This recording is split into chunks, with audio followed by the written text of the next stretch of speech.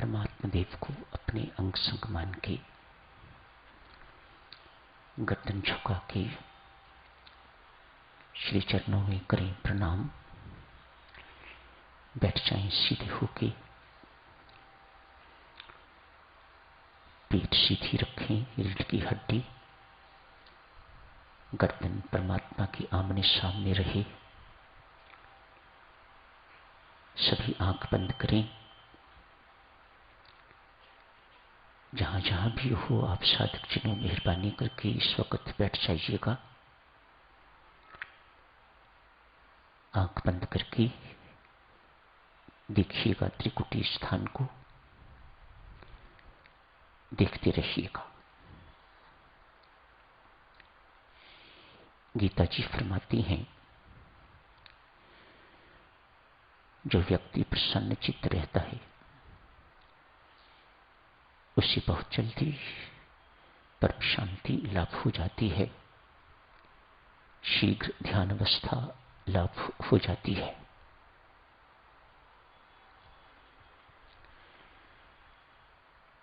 एक लाइट सी बात से चर्चा को जारी रखते हैं। कल एक युवक का पंजाब से पत्र आया था। लिखते हैं, कंप्यूटर इंजीनियर हूं, अफगानिस्तान में मुझे नौकरी मिल गई है। जाने से पहले मैं मिलता जाऊंगा। दूसरा भाग था, मैंने एक लड़की भी पसंद की है, यह तेरे शहर की है, दिल्ली की। पहले रोनी रहती थी, अब द्वारका शिफ्ट कर गई है। रंग सांवला है, इसलिए मेरे पिताश्री को बहुत पसंद रही। उन्होंने कहा है, मेरे लिए एक बार उसकी राय ले लो।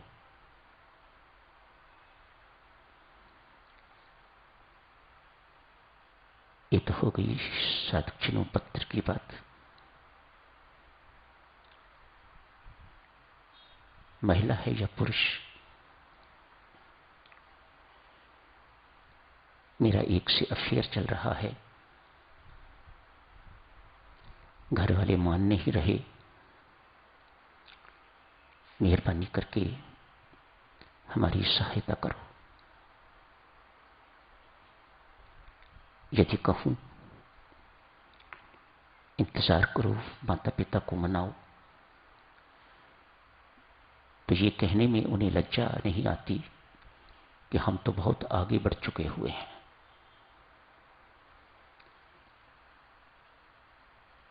इन दोनों बातों से भक्तजनों मुझे ये लगता है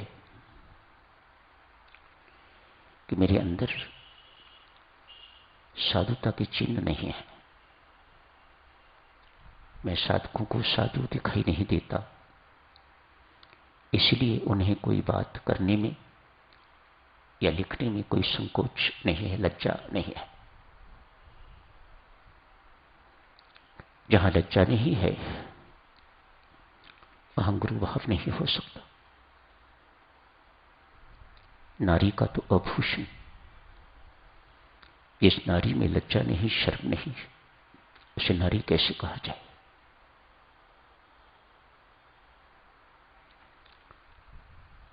जिस साधक में लज्जा नहीं, शर्म नहीं, उसे साधक कैसे कहा जाए।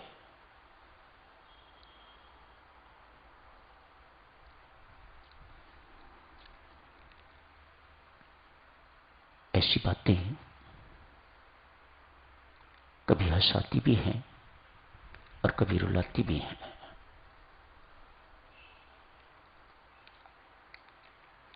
ये सिर्फ नए साधकों का ही हाल नहीं, पुराने साधकों को भी इससे परहेज नहीं है। प्रोत्साहन देते हैं, बढ़ चढ़ के ऐसी बातें करते हैं।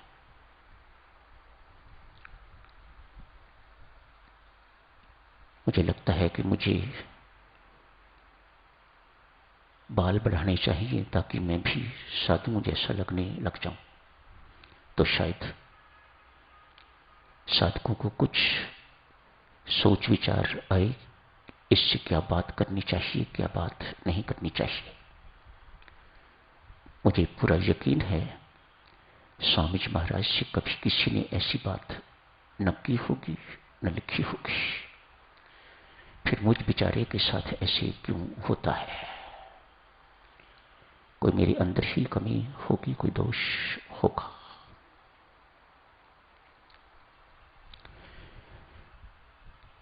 कल ध्यान के अंतर्गत आपसे चर्चा की जा रही थी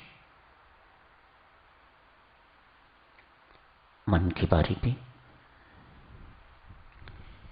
मन विचारों का, संस्कारों का पुंज है।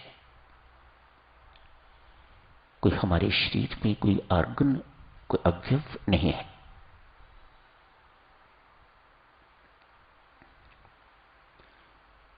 कल आपसे एक शब्द आपके सामने प्रयोग किया था, मन कल्पता है। क्यों कल्पता है? कल्पता अर्थात दुखी है, व्यथित है।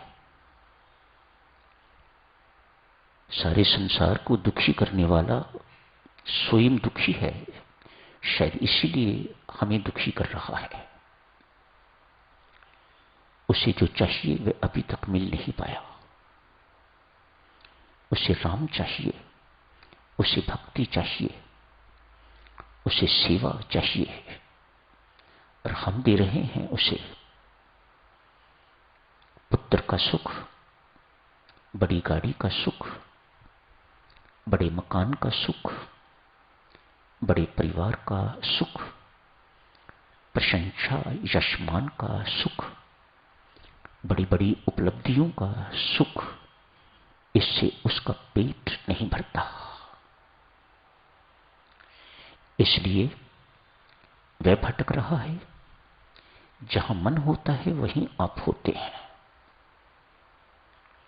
याद रखिएगा इस बात को, यह परम सत्य है।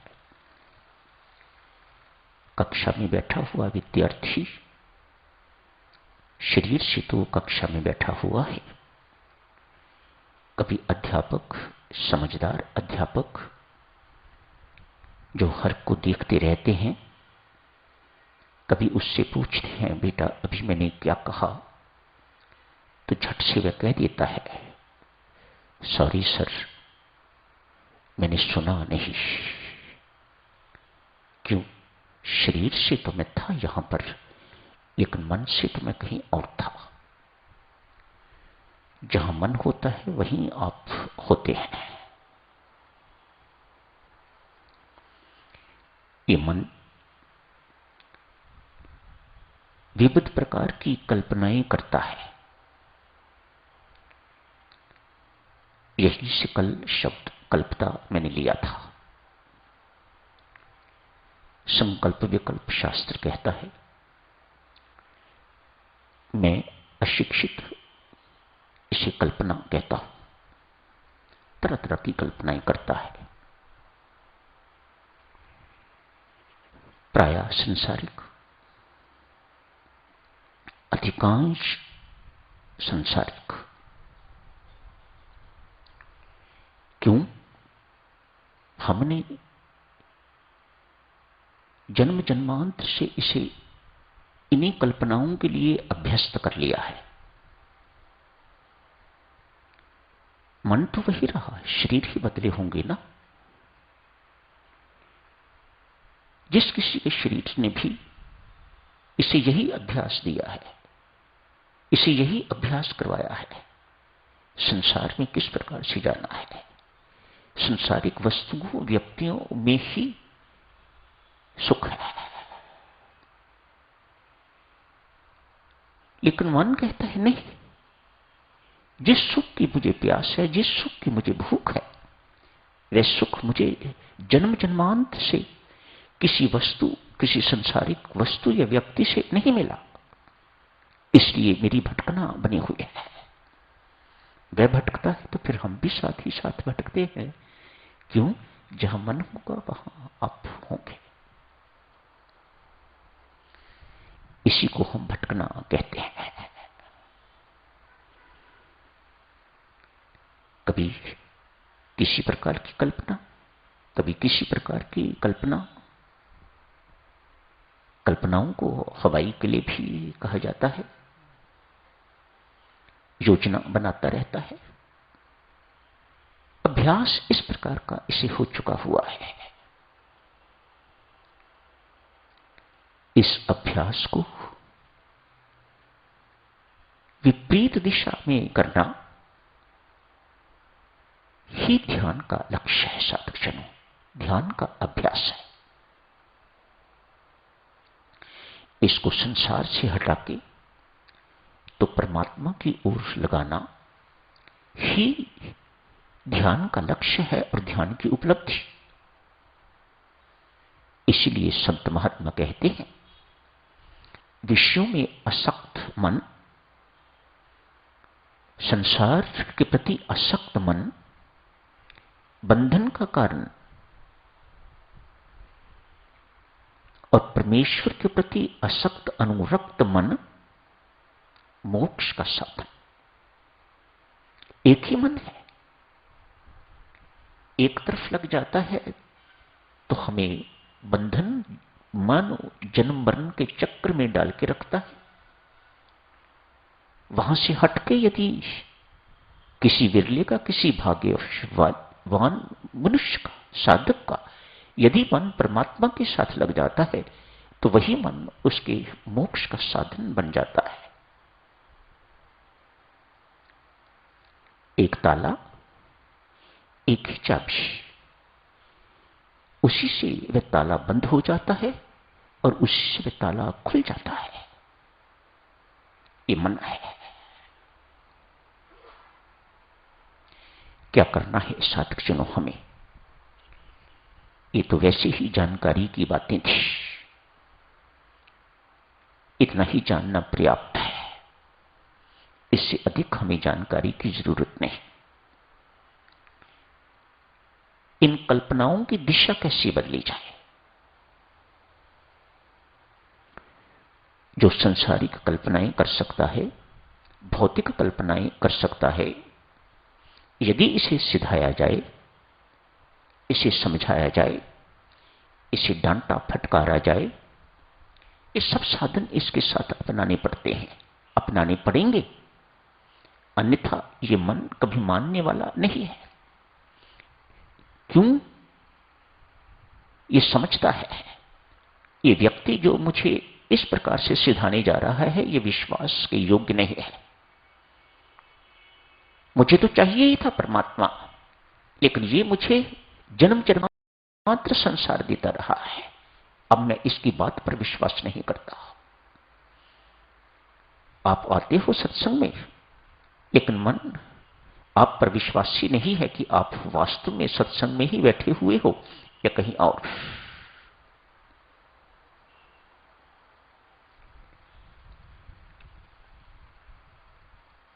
डांटिए, समझाइए, प्यार कीजिए, हंसी मजाक कीजिए।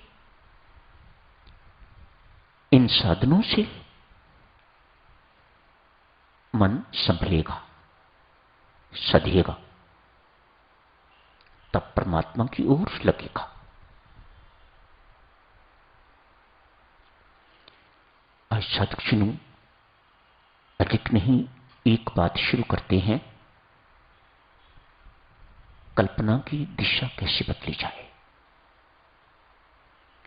आज यहां बैठे बैठे शेष समय, जितना समय ध्यान के लिए बैठेंगे, ये कोशिश कीजिएगा, ये कल्पना कीजिएगा, मैं बैठा नहीं, मैं चल रहा हूं।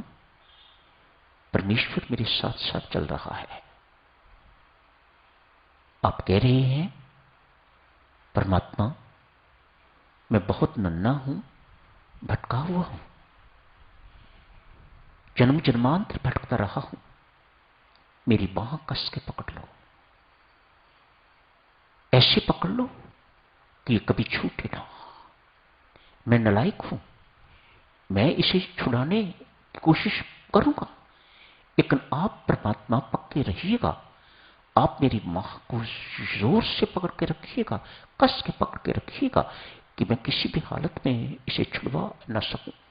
आज इतनी ही कल्पना कीजिए, राम जी आपके अंग संग चल रहे हैं, कहीं जा रहे हैं, आप यात्रा के लिए निकले हुए हैं, राम जी आपके साथ साथ जा रहे हैं, आपने उन्हें अपनी बाह पकड़वा दी है और आप ये वार्तालाप, ये प्रार्थना परमात्मा से कर रहे हैं। राम